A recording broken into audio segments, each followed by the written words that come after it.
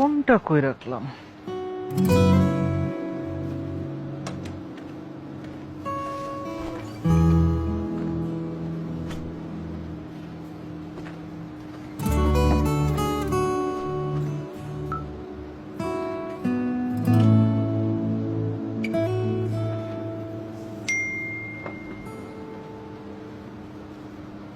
টাকা?